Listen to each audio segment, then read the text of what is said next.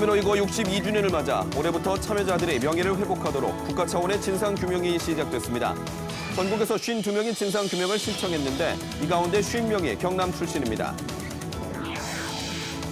삼천포 화력발전소에서 40대 협력업체 노동자가 40여 미터 아래로 떨어져 숨졌습니다. 중대재해처벌법 시행 이후 곳곳에서 노동자 추락 사망 사고가 잇따르고 있습니다. 양산시가 5년 전에 체육시설을 짓겠다며 아파트 건축 허가를 내주지 않은 시 소유 땅에 최근 입장을 받고 허가를 내줬습니다. 특혜 논란이 일고 있는 이유 심층 취재했습니다. 윤석열 당선인과 문재인 대통령이 내일 청와대에서 단둘이 오찬을 할 예정입니다. 이명박 전 대통령 사면과 대통령직 인수 인계 등에 관한 의견을 나눌 것으로 보입니다.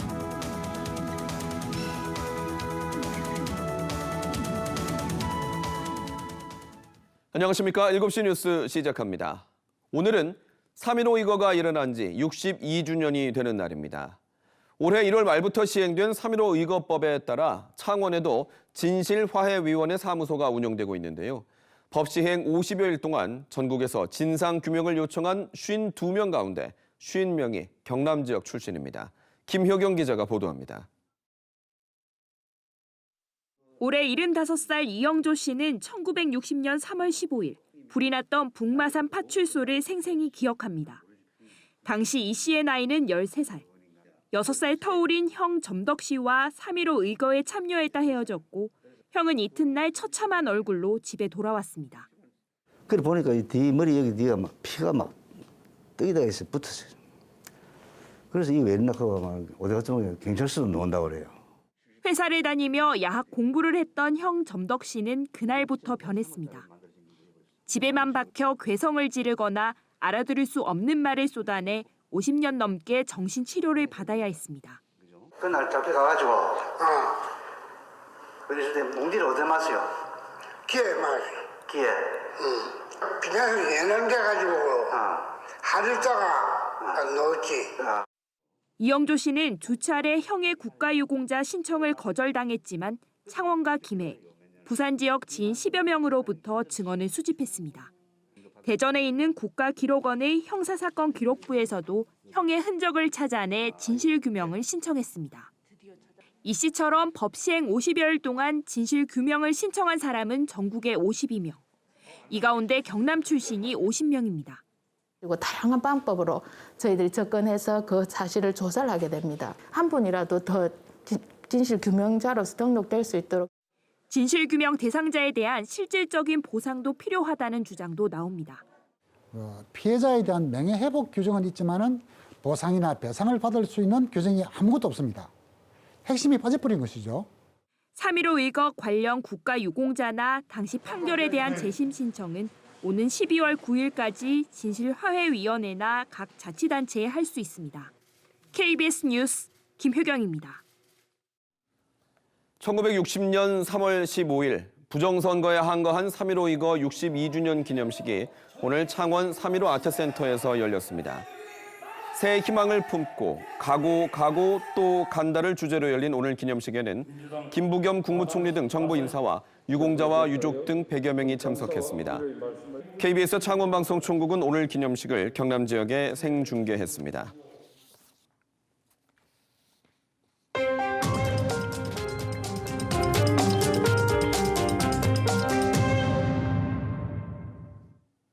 어젯밤 고성의 삼천포 화력발전소에서 협력업체 40대 노동자가 떨어져 숨지는 안타까운 사고가 또 일어났습니다. 지난 1월 중대재해처벌법이 시행됐지만 여전히 산업 현장에서는 추락 사고가 잇따르고 있습니다. 일하다 죽지 않게 박기원 기자의 보도입니다. 삼천포 화력발전소 3, 4호기 보일러 설비 아닙니다. 어젯밤 9시 반쯤 5층 석탄 이송장치 대기실 앞에서 42살 노동자 A씨가 48m 아래로 추락해 숨졌습니다.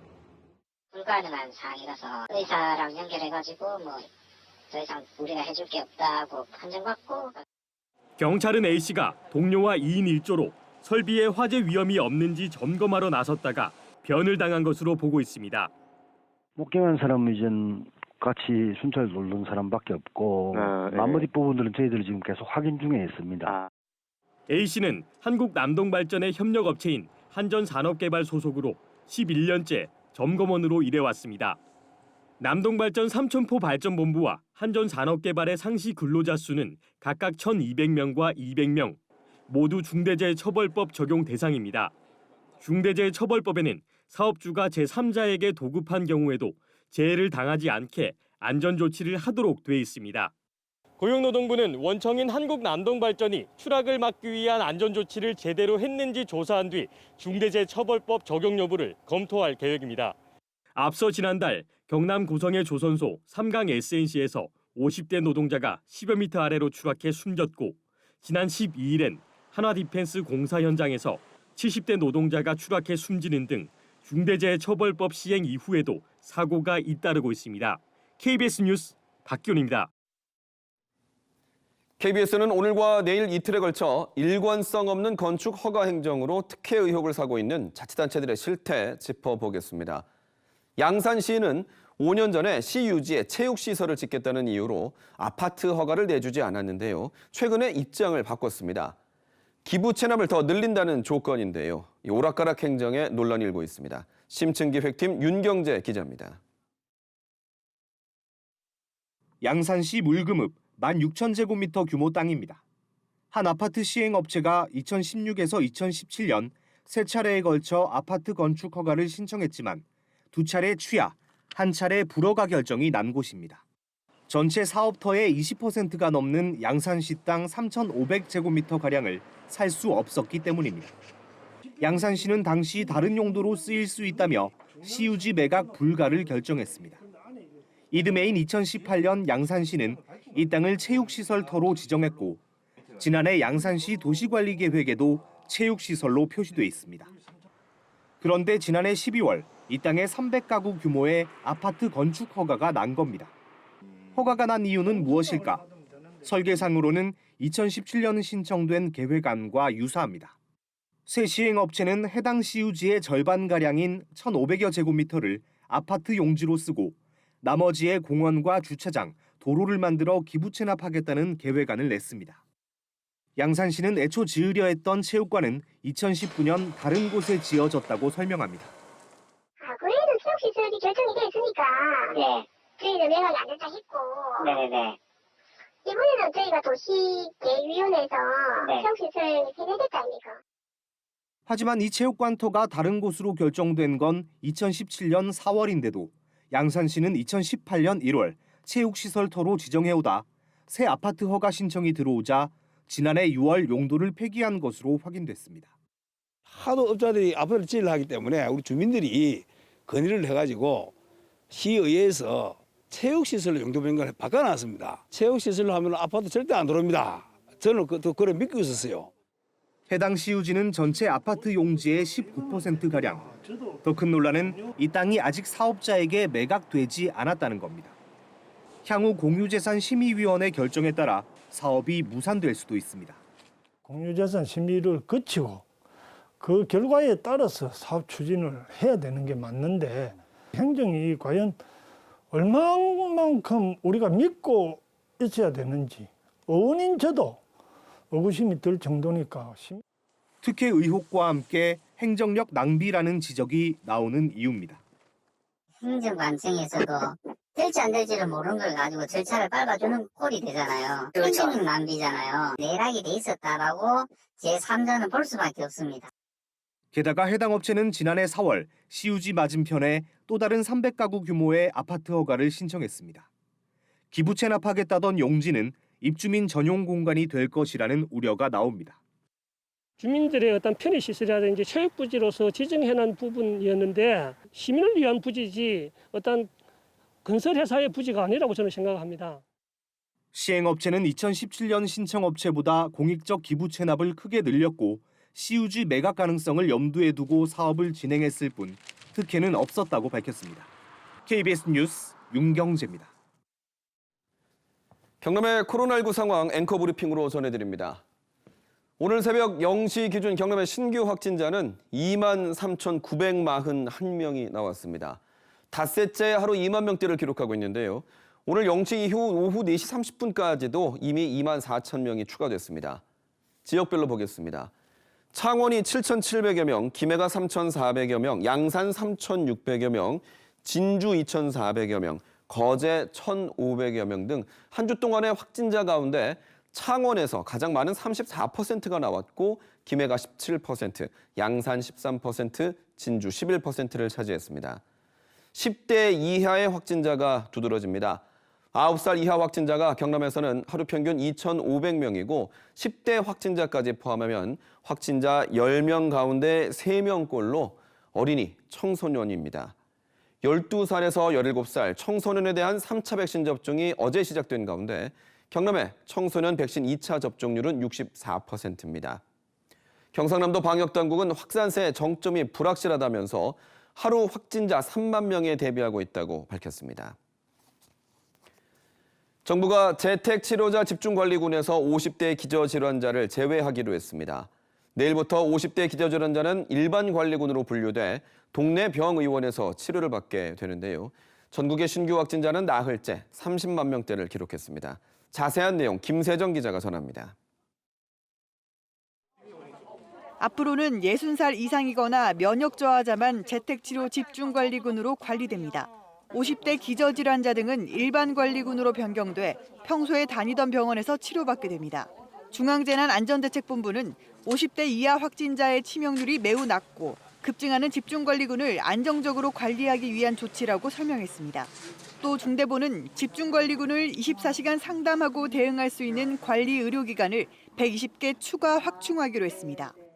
50세 이하 치명률이 거의 0%에 가까운 점을 감안해서 집중관리군을 60세 이상으로 집중합니다. 60세 이상 또는 면역저하자는 변동이 그대로 없게 되겠습니다. 그래서 50대 기저질환자 등은 일반관리군으로 관리가 되겠습니다. 최근 어린이 확진자가 급증하는 가운데 정부는 이달 말부터 5살에서 11살까지 어린이를 대상으로 백신 접종을 시행합니다. 정부는 특히 면역 저하자나 고도 비만, 당뇨 등 고위험군 어린이에 대해 접종을 적극 권고했습니다. 사전 예약은 24일부터, 접종은 31일부터 시작됩니다.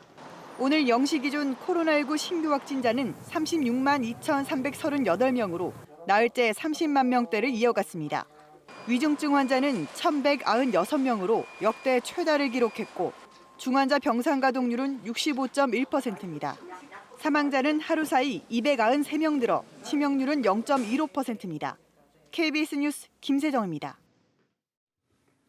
윤석열 당선인이 내일 청와대를 찾아가 문재인 대통령과 오찬 회동을 합니다. 당선 후 7일 만인데요. 윤 당선인은 이명박 전 대통령의 사면을 문 대통령에게 공식 요청할 것으로 보입니다. 방준원 기자의 보도입니다. 내일 오찬은 배석자 없이 윤석열 당선인과 문재인 대통령만의 독대로 진행됩니다. 허심탄회하게 대화를 나누기 위해서라고 당선인 측과 청와대는 밝혔습니다. 윤 당선인 측은 내일 이명박 전 대통령의 사면을 문 대통령에게 요청하겠다는 의지를 분명히 했습니다. 윤석열 당선인은 선거 기간 이명박 전 대통령의 사면이 필요하다는 입장을 여러 차례 밝혀왔습니다. 저는 이명박 대통령도 박근혜 대통령보다 더 고령이시고 건강 상태도 좋지 않으신 거로 알고 있는데 청와대는 사면 요청이 있을 거라는 소식에 사면은 대통령의 고유 권한이라며 말을 아꼈습니다. 내일 윤 당선인의 요청이 있더라도 그 자리에서 수용 여부를 즉시 답하기보다 향후 국민 여론과 정서를 고려할 것으로 보입니다. 청와대는 지난 12월 박근혜 전 대통령 사면 결정 때 이명박 전 대통령은 경우가 다르다고 설명한 바 있습니다. 사면이 결정된다면 문 대통령 임기 종료 직전인 5월 초 부처님 오신 날 사면이 단행될 수 있다는 전망도 나옵니다. 내일 회동에선 코로나19 관련 추가 경정 예산안과 자영업자, 소상공인 보상 문제도 의제로 논의될 예정입니다. 또 북한의 미사일 도발 문제, 대통령직 인수인계 등에 대한 의견 교환도 이뤄질 것으로 보입니다. KBS 뉴스 방준원입니다. 창원과 경북, 포항, 구미, 전남, 순천 등 전국 9개 자치단체가 공공기관 2차 이전을 촉구하는 공동 성명을 발표했습니다. 이들은 대통령 당선인이 국가 균형 발전을 위해 내세운 지역 맞춤형 공공기관 지방 이전 공약을 차기 정부의 국정과제에 포함해 신속히 추진해달라고 요구했습니다.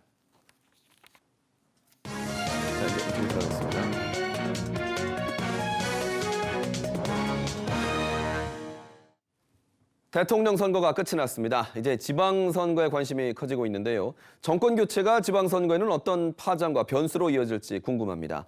오늘 이슈 대담에서는 박완수 국민의힘 의원과 지방선거에 대해 짚어보겠습니다. 의원님 어서 오십시오. 예, 반갑습니다. 네. 먼저 5년 만에 정권 교체에 성공을 했는데 예. 초박빙의 승부였다 이렇게 결론이 났습니다. 일단은 경남 득표율만 보면 58.24%인데 이준석 대표의 목표치보다는 좀 못 미치는 것 같습니다. 대선 결과와 경남의 민심 어떻게 보고 계십니까? 뭐 결국 국민의 선택이라고 생각합니다. 예. 그동안에 이제 우리 국민들께서 문재인 정부의 어떤 실정에 대한 그 실망이 크기 때문에 정권 교체를 요구한 것이고 그 정권 교체가 이렇게 나타난 것이죠. 네. 그런데 우리 경남을 놓고 보면 우리 경남의 정치 지형도 과거와는 다릅니다.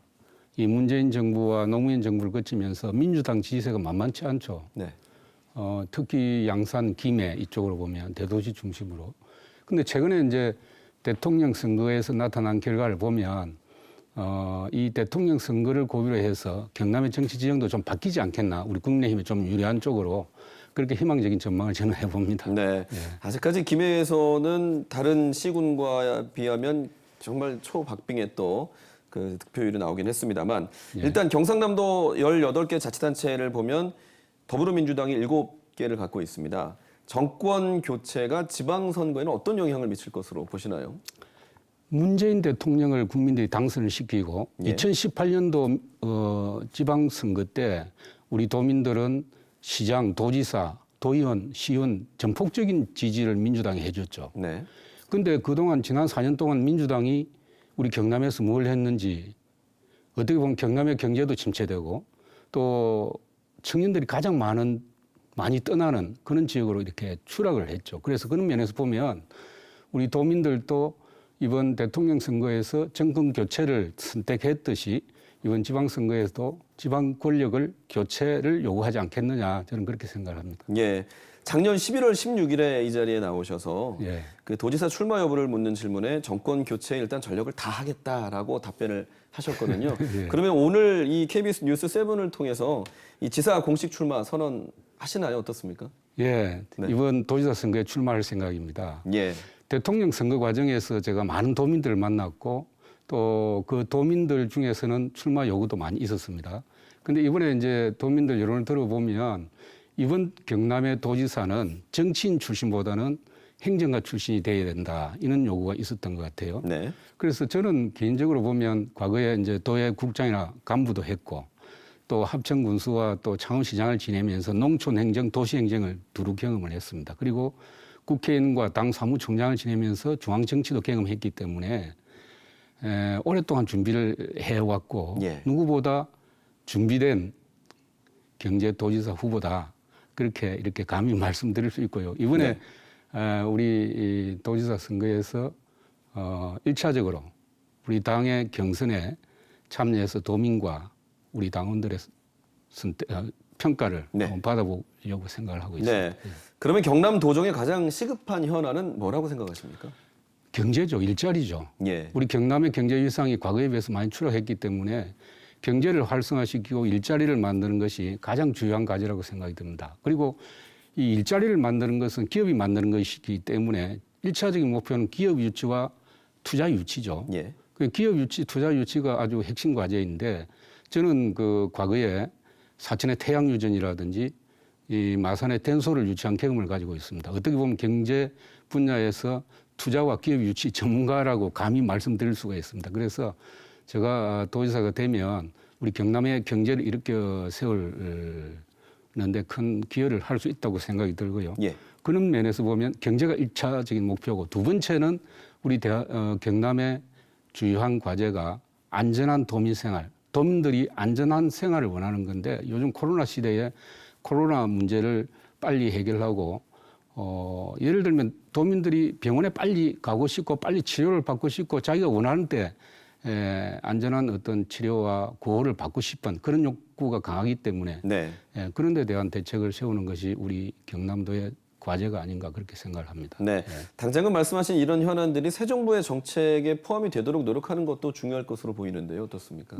그동안에 뭐 윤석열 당선자와 저는 개인적으로 여러 차례 대화를 나누었습니다. 그래서 중앙정부와 만약 협력할 일이 있다고 하면 윤석열 정부와 긴밀하게 협조해서 우리 경남의 지역 현안이 해결되도록 할 것이고 네.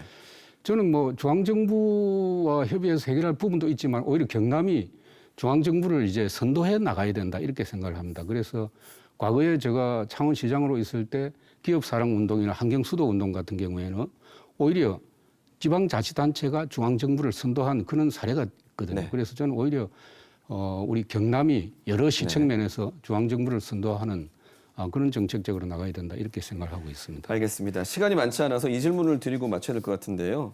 지금 박원석 의원께서는 지역구가 있는 21대 국회의원이십니다. 예? 앞으로 임기가 2년 남아 있는데 공직선거법에 보면은 선거일 직전 30일 전에 의원직을 또 사퇴하게 돼 있습니다.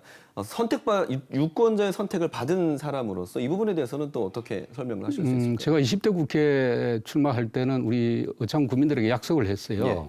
중도 사퇴를 하지 않겠다고. 그때 도지사 출마 문제가 많이 있었기 때문에. 네. 근데 21대에 들어와서는 그런 이야기가 없었는데 저는 일단 뭐 우리 국민의힘의 후보가 되면 언제든지 사퇴를 해야 되는 것이고 네. 당내 경선은 그냥 국회의원직을 가지고 당내 경선에 참여할 생각입니다. 네, 알겠습니다. 자, 오늘 박원석 의원께서 이번 지방선거에서 도지사 출마를 공식 선언하셨는데요. 선거도 일단 중요하지만 대선 후에 갈라져 있는 민심 또 모으고 지역 현안이 차기 국정에 잘 포함될 수 있도록 계속 노력해 주실 것으로 알고 있겠습니다. 예. 네, 올라오셔서 감사합니다. 감사합니다. 예.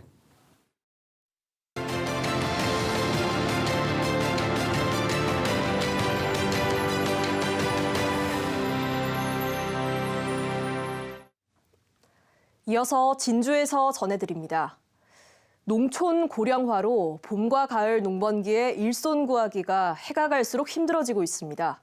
개인적으로 일손을 구한다는 것 자체가 어려운데요. 이런 가운데 자치단체와 농협이 운영하는 농촌인력중개센터가 그 역할을 톡톡히 하고 있습니다. 배수영 기자입니다.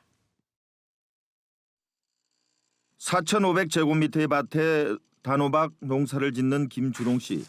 호박을 심기 전에 호박 줄기가 타고 올라갈 그물을 치는 작업에 필요한 인력은 7명 안팎입니다. 가족 인력으로는 작업을 하기에는 역부족입니다.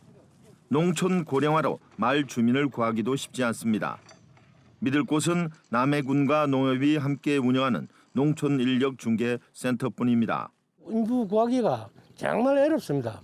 어려운데도 불구하고 조합에서 마침 많은 배려를 해줘서 조합원들이 그만큼 힘이 5월과 6월 마늘 수확기 남해군의 전체 필요한 인력은 대략 8,000여 명입니다. 2019년부터 운영된 농촌인력중개센터를 통해 지원받고 있습니다. 체계적인 인력 수급에다 한 명당 인건비와 식비 등 지원금까지 제공해 농민들의 호응이 큽니다. 지자체와 협력을 해서 인건비, 또 식비, 또 교통비를 포함해서 약 6만에서 8만 원 정도 농가에 보조해 줌으로써 부족한 농가 인력에 대해서 저희들이 원활하게. 농식품부는 올해 농촌인력 중점 관리 지역으로 경남에서는 창녕과 함양, 합천, 거창을 선정해 농번기 일손 돕기를 지원할 계획입니다. 정부는 올해 처음으로 전북 무주와 임실, 경북 고령, 충남 부여 등 4개 지방자치단체에 외국인 노동자 320명을 고용해 단기 인력을 지원하는 공공형 계절 근로 시범 사업을 도입합니다. 또 다음 달부터 외국인 계절 노동자 11,000여 명이 순차적으로 입국해 농촌 일손을 도울 예정입니다. KBS 뉴스 배수영입니다. 진주시가 오늘 옛 진주역 터를 시민 휴식 공간인 사거리 광장으로 새단장하고 준공식을 열었습니다. 진주시 강남동 만여 제곱미터 터에 300여억 원을 들여 만든 옛 진주역 사거리 광장은 1968년 교통광장 조성이 결정된 뒤 54년 만에 조성됐습니다. 남해군이 올해 남해군 방문의 해를 맞아 남해로 오시다 광역시티 투어를 본격적으로 운행합니다. 이 버스는 서울과 부산, 대구, 전주 4곳에서 남해로 직행 운영하며 매주 토요일에 지역별로 21차례 운행됩니다. 버스 예약 안내는 남해관광문화재단 누리집에서 확인할 수 있습니다. 창원지법 진주지원은 자신이 운영하는 서당에서 학생들을 때리고 체벌한 혐의로 재판에 넘겨진 하동군의 한 서당 훈장 40대 A씨에게 징역 1년 6개월에 집행유예 3년을 선고했습니다. 재판부는 A씨가 학생들을 학대해 고통을 주고 큰 아이들에게 어린아이들을 관리하게 하는 등 책임 방기로 아동 사이에 범죄가 발생했다고 밝혔습니다. 지금까지 진주에서 전해드렸습니다. 러시아의 우크라이나 침공이 세계 식량 공급망에도 영향을 미치고 있습니다. 게다가 곡물도 공급 차질을 우려해 선제적으로 수출 빗장을 닫아가는 나라들이 잇따르면서 수급 불안을 가중시키고 있습니다. 터키 이스탄불에서 우수경 특파원의 보도입니다. 터키 이스탄불의 한 상점, 해바라기 씨유 가격 인상을 알립니다. 간혹 물량이 들어올 때마다 매번 가격을 올려 안내문을 바꿔 적고 있습니다. Evet, şu anda tamamen yağ stoklarındaki sorun da şu an Rusya-Ukrayna tarafında olan savaştan kaynaklanmakta. Şu an ülke stoklarında da yağ tükenmekte. Savaştan dolayı ihracatlarda sorun yaşanmakta. 일부에서 사재기가 벌어지면서 정부는 가격 단속에 나섰지만 시민들은 불안합니다. Çok şaşırttı. Bir ay önce aldığım fiyatla hiç alakası yok. 2 katına çıkmış fiyatlar. Bayağı korkunç. 스페인은 아예 해바라기 씨유의 구매 개수를 제한하고 나섰습니다. Però sì, ma amoïna perché impactarà fort. Impactarà fort. És un impacte fort que tenim després de la pandèmia, el mal, la guerra. Ja no sé què més ens pot caure. 우크라이나와 러시아 흑해 연합은 세계적인 곡물 생산지입니다. 전 세계 밀의 34%, 옥수수의 17%, 그리고 해바라기 씨유의 72%가 이 지역에서 생산됩니다. 때문에 이 지역의 식량 공급망 차질은 전 세계에 직격탄을 줍니다.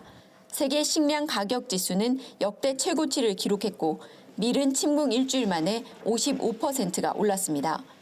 하지만 우크라이나와 러시아가 곡물 수출 제한 조치를 취한 데 이어 헝가리, 몰도바 등 인접 국가들까지 잇따라 수출을 중단하고 있습니다. 식량 수입 의존도가 높은 아프리카와 중동 국가들은 식량 위기를 맞을 수 있다는 분석도 나옵니다. 코로나19 여파로 이미 전 세계 곡물 가격이 급등한 상황에서 전쟁의 여파로 앞으로 더 큰 식량 위기가 닥칠 수 있다는 우려가 이어지고 있습니다. 이스탄불에서 KBS 뉴스 우수경입니다. 미국의 2월 소비자 물가 지수가 7.9% 상승하면서 지난 1982년 1월 이후 40년 만에 최대폭을 기록했습니다. 중고차와 에너지 가격 상승이 주 원인인데요. 문제는 러시아의 우크라이나 침공 이후 휘발유 값이 1년치 가까이 폭등하면서 물가를 더 밀어올리고 있습니다. 이 소식은 로스앤젤레스 이영현 특파원이 전합니다. 미국의 2월 소비자 물가지수 상승을 견인한 품목은 휘발유입니다. 1년 전과 비교하면 38%가 올랐습니다. 그런데 지난달 말 러시아의 우크라이나 침공 이후 휘발유 가격 오름폭은 과거와 비교도 안 됩니다. At present, I put up like $100-120 in. Before was $80 to $100. 미국에서 기름값이 가장 비싸다는 캘리포니아주의 경우 현지 시각 금요일 기준 LA 카운티의 일반 등급 휘발유 평균 가격은 갤런당 $5 80.7센트. 1년 전에 비해선 갤런당 $1 95.6센트가 비싸진 건데 이 가운데 절반가량인 98.5센트가 우크라이나 전쟁 이후 3주 동안 올랐습니다. 기름값 상승은 운송 비용 상승으로 이어지면서 각종 생활 비용이 올라가고 Or McDonald's will do. Your French fries is going to be $5. Your hamburger is going to be $10. The rent, it goes up.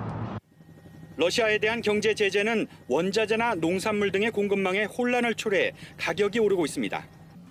이런 상황이 반영되는 3월 이후 미국의 소비자 물가 지수는 상승폭이 8%를 넘어설 것이라는 게 전문가들의 분석입니다. Most notably oil, but also other agricultural commodities. That's not something that's yet fully reflected. So at this point, it looks like further acceleration next month and maybe for the next couple of months is all but guaranteed. 이에 따라 4년 만에 첫 금리 인상을 예고한 미 연방준비제도의 고민도 커지고 있습니다. 로스앤젤레스에서 KBS 뉴스 이영현입니다. 경남의 휘발유 평균 가격이 리터당 1,980원을 넘었습니다. 한국석유공사 자료를 보면 오늘 경남의 휘발유 평균 가격이 리터당 1,982원으로 지난 1일 1,740여 원보다 230여 원이 올랐습니다. 경유 평균 가격도 리터당 1,897원을 기록해 보름 전보다 320여 원 올랐습니다.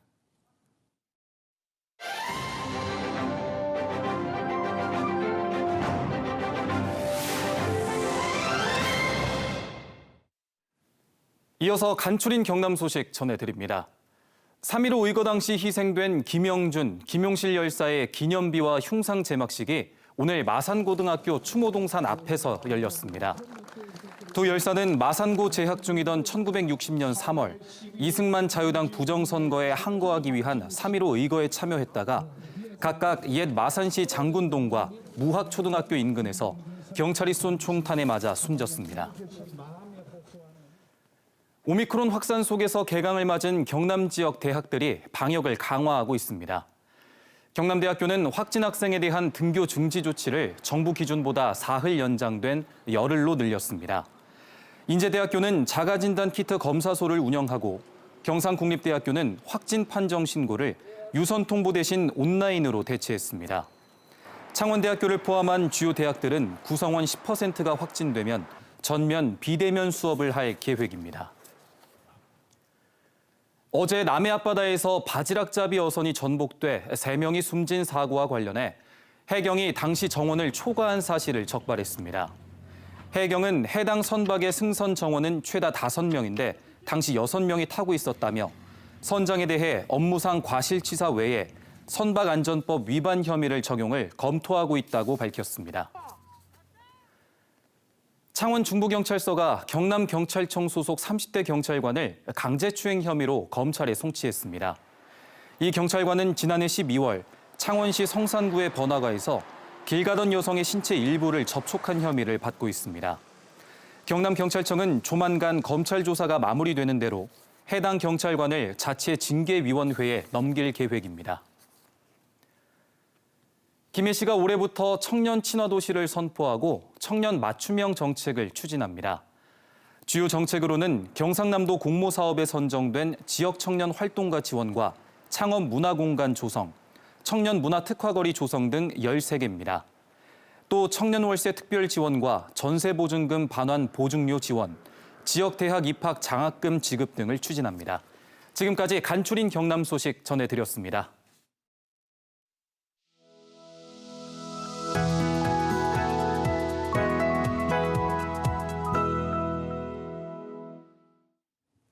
국악가요 범 내려온다의 원전 판소리인 수군가는 지난 1985년에 경남 무형문화재로 지정이 됐는데요. 수군가 보유자 후보로 판소리 대중화에 힘써온 명창을 경남인에서 만나보시죠. 꽃이 피니 분명 고 봄이로구나. 봄은 찾아왔건만은 세상사 쓸쓸하더라. 나도 어제 청춘이 세월아 가지 마라. 가는 세월 어쩔 거나. 남도민요와 판소리를 아우르며 그저 소리가 좋아서 소리길 40년을 걸어왔습니다. 풍진 세상과 희노애락을 온몸으로 노래해온 소리꾼은 다시 우리 소리의 봄을 기다립니다. 하나 가득 쌀도 도로 하나 가득 돌아섰다 돌아보니 동갓살이 도로 가득. 아이고 좋아 죽겠네. 마산 창동의 한 소극장. 완창 발표회를 앞둔 손냥이 명창의 수군가 연습이 한창입니다. 현업에서가 질군기가 있다 하고 복감하고 쓸게 없사오니 아니란 말이요. 그러면 이 자사 무엇이냐? 토끼 잡아들였어. 통편제인 수군가는 시원하고 우렁찬 소리가 특징입니다. 풍부한 성량과 힘찬 목청으로 수군가 보유자 후보가 된 손명창은 2019년 경남 소리꾼 최초로 대통령상을 받았습니다. 시대에 맞추어서 굉장히 사실적 묘사가 굉장히 깊고 그런 표현력이 굉장히 뛰어난 몇 안 되는 그런 명창이세요. 3시간 가까운 완창 무대는 고도의 집중력과 힘을 쏟아야 하는데요. 이번 완창 무대는 각별한 의미가 있습니다. 그러면 이제서 무엇이냐? 소리꾼의 한 사람으로서 무대가 그립고 토끼의 지혜가 엿볼 수 있는 수군가를 선사함으로써 여러분들이 좀 더 힘을 내시고 그래서 이 코로나를 잘 극복하셔가지고 봄 내려온다 봄 내려온다 성님 깊은 걸로 아이고 낮게 밀린다. 저희 선생님 쓰시던 북이거든요. 그래서 100년도 넘었어요. 다 상처투성이 이렇게 낡고 스승의 북처럼 묵묵히 소리길을 걸어왔지만 경남에서 소리꾼으로 사는 게 순탄하진 않았습니다. 경상도 쪽에는 국악이 참 열악했어요. 제가 시작했던 3, 40년 전에는. 그래서 열악하다는 것은 참 그 희망이 있다. 그런 생각을 가지고 여기에 한번 뿌리를 한번 내려보자. 지역의 국악 인재 양성을 위해 1995년부터 판소리를 가르치고 2001년엔 국악예술단을 창단했습니다. 올해로 25년째 창원 전국 국악 경연대회를 열면서 꾸준한 국내외 공연으로 국악 보급에도 팔을 걷었습니다. 소리꾼의 꿈을 키우고 있는 제자들인데요. 우리 것에 대한 자부심, 감동과 진심이 담긴 노래를 특히 강조합니다. 장단이 다 다르니까 또 빨라지면 재미있고 느려지면 또 슬픈 대목이 많으니까 거기에 또 재미를 느껴서 계속하고 있는 것 같아요. 처음으로 판소리 흥부가 사랑과 심청가를 배우게 되면서 판소리의 매력도 알게 됐고 국악인들이 판소리를 왜 좋아하는지도 알게 됐어요. 박을 한 통 따다 놓고 타는디 시리리리리리리리리 아무것도 나오지를 말고 여보게 마누라. 소리꾼에게 판소리는 몸으로 하는 연주고 만물의 소리를 토해내는 것입니다. 이 소리 안에는 인생사가 다 들어있죠. 봄, 여름, 가을, 겨울 그리고 희노애락이 다 들어있듯이 삶 그 자체라고 생각을 하고 함께 나누는 그런 감동을 줄 수 있는 그런 소리꾼으로 남고 싶어요. 우리 소리는 혼자 부르는 노래가 아니라 나누는 노래입니다. 이것이 바로 손냥이 명창이 소리길을 계속 가야 할 이유입니다.